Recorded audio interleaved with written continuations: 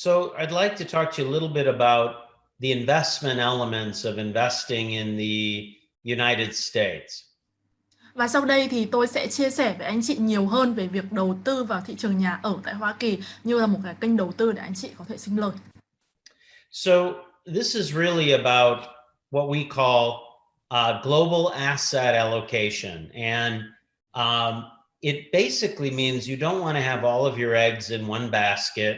Tôi sẽ bắt đầu với một khái niệm mà tôi tin rằng các anh chị đều rất là quen thuộc rồi, đó chính là khái niệm phân bổ tài sản toàn cầu. Khi chúng ta phân bổ tài sản toàn cầu có nghĩa là chúng ta không muốn bỏ hết trứng vào chung một giỏ. Chúng ta không muốn tất cả các khoản đầu tư của mình sẽ nằm ở một quốc gia nào đó hoặc ở cùng một loại tiền tệ nào đó.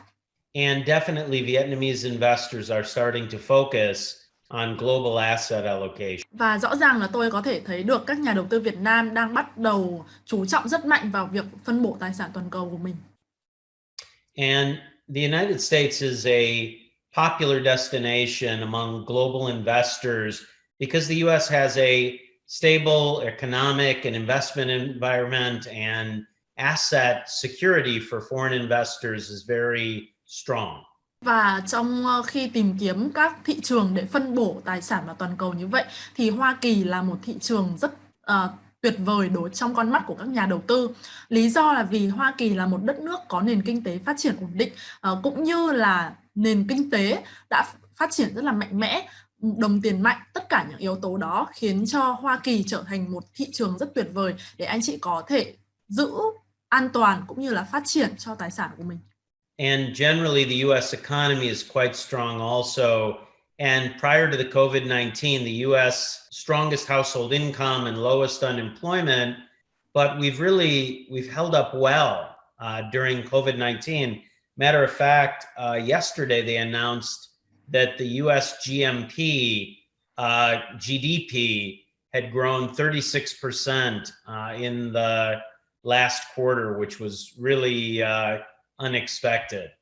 Để chia sẻ kỹ hơn về kinh tế của Hoa Kỳ, một nền kinh tế rất mạnh, thì nếu anh chị nhìn vào thời điểm trước dịch Covid-19 thì nền kinh tế Hoa Kỳ đang có mức thu nhập trung bình của người dân đạt mức cao nhất trong lịch sử, cũng như là tỷ lệ thất nghiệp rất thấp.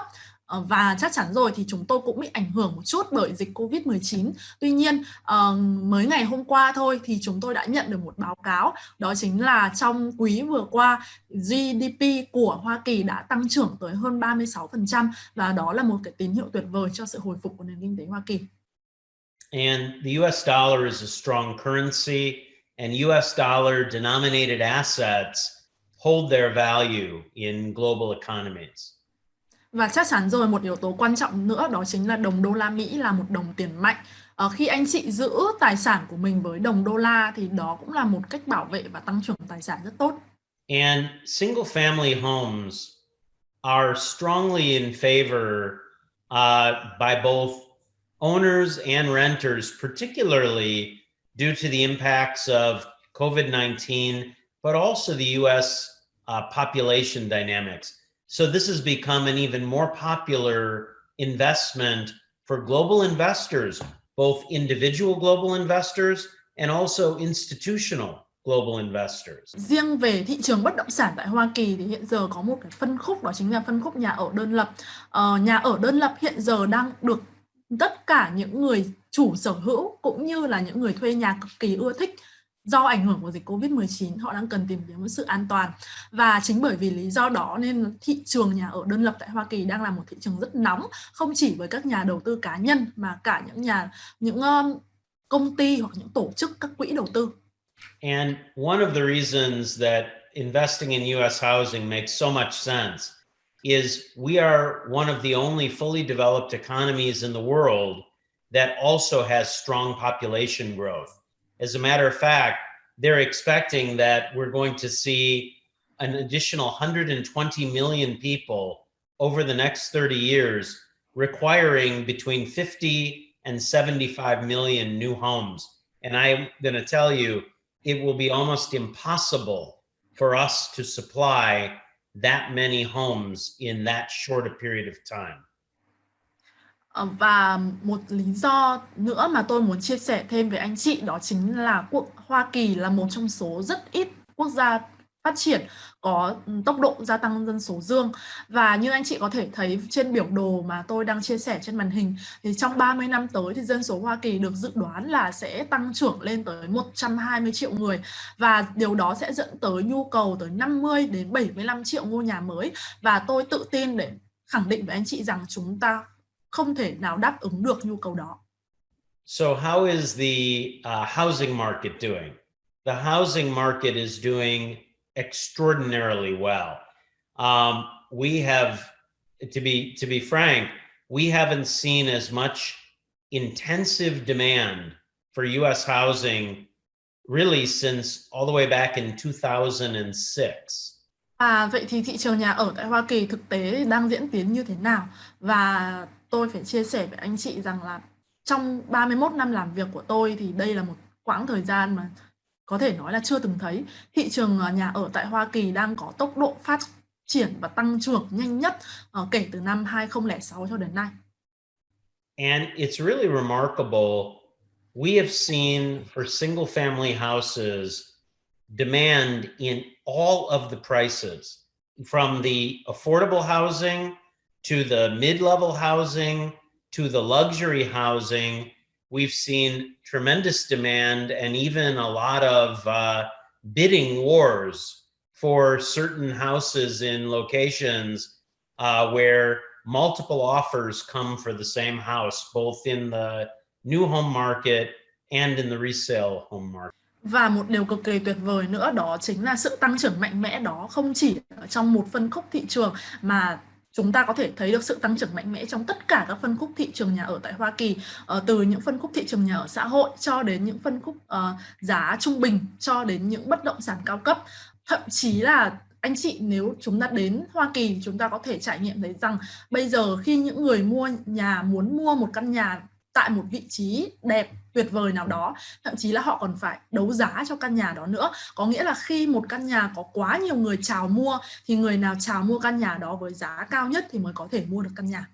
So I think it might be interesting to introduce a couple of very popular markets in the United States for real estate ownership and investment. I think in the next slide, we'll start and we'll talk a little bit about Dallas, Texas. Và sau đây thì tôi tin rằng các anh chị đều muốn biết một số thông tin về một số thị trường hấp dẫn tại Hoa Kỳ. Và với kinh nghiệm của mình thì hôm nay tôi sẽ giới thiệu với anh chị một số thị trường mà tôi nghĩ rằng rất là tuyệt vời nếu anh chị đang muốn tìm kiếm một khoản đầu tư. Và trong phần đầu tiên thì tôi sẽ nói về khu vực Dallas-Fort Worth.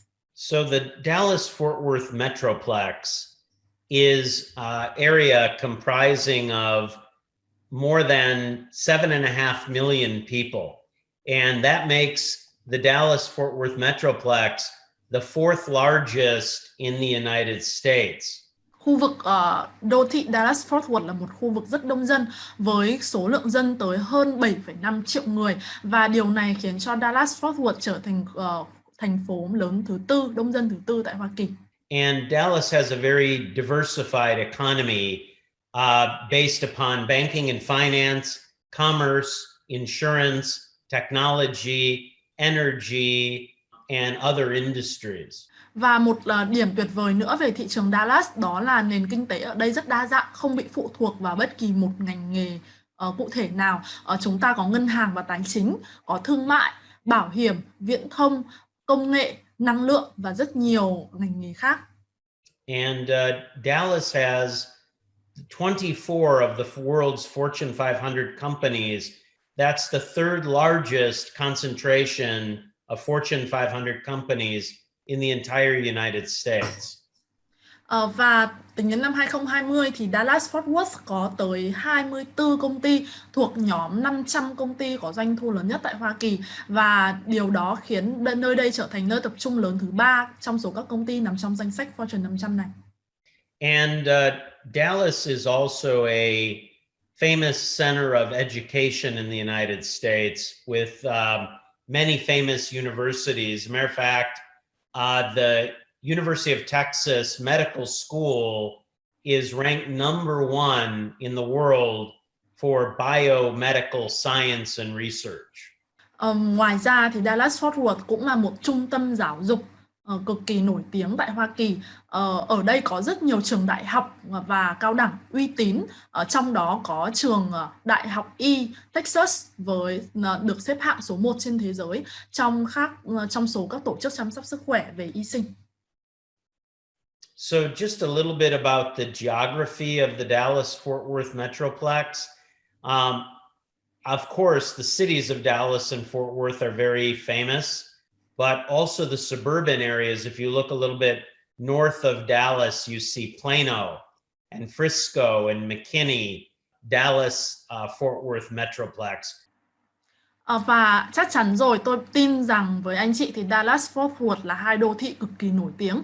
Tuy nhiên, nếu anh chị nhìn ra những khu vực xung quanh vùng ven của Dallas và Fort Worth thì chúng ta cũng có rất nhiều đô thị rất tuyệt vời. Ví dụ như nếu anh chị nhìn về phía bắc của Dallas, chúng ta có Frisco, chúng ta có McKinney và Plano. Trong đó thì Frisco là một trong những trung tâm công nghệ kỹ thuật hàng đầu tại Texas. And just a little bit of give us a feeling of what Dallas looks like. It has a phenomenal downtown area with a great cityscape, also wonderful city parks, sporting stadiums, and beautiful universities.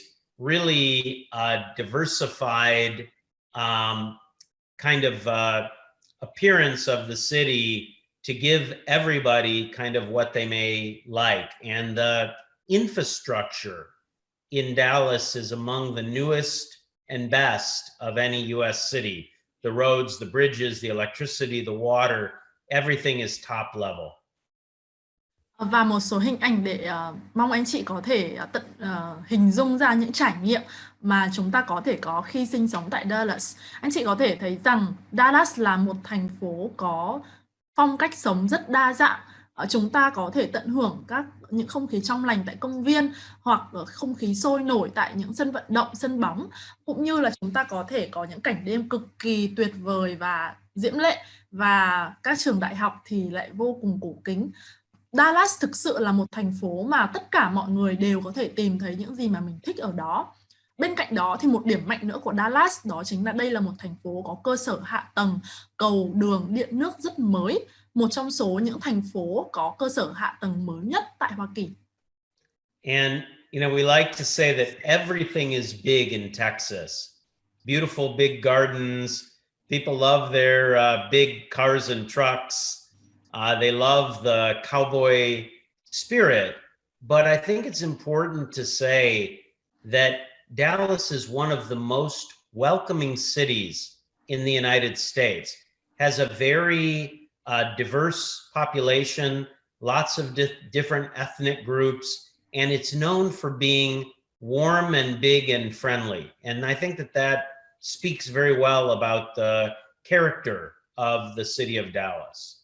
Và như chúng tôi vẫn thường nói về Dallas, Texas thì mọi thứ ở đây đều to lớn và mọi người đều thích những thứ to lớn ở đấy. Họ yêu những khu vườn rộng lớn của họ, họ yêu những chiếc xe rất to của họ, và họ cũng rất quý những anh chàng cao bồi ở đây. Và Dallas, Texas cũng là một thành phố mà có tinh thần cao bồi rất nồng ấm, nồng hậu. Khi chúng ta đến đây thì tất cả các anh chị đều có thể cảm nhận được sự thân thiện của con người nơi đây. Dallas cũng là một thành phố mà nơi có rất nhiều chủng tộc, rất nhiều màu da sinh sống hòa đồng thân thiện với nhau, và bởi vì thế tôi nghĩ rằng từ thân thiện sẽ là một từ rất tuyệt vời để mô tả về tính cách cũng như là về tinh thần của Dallas, Texas.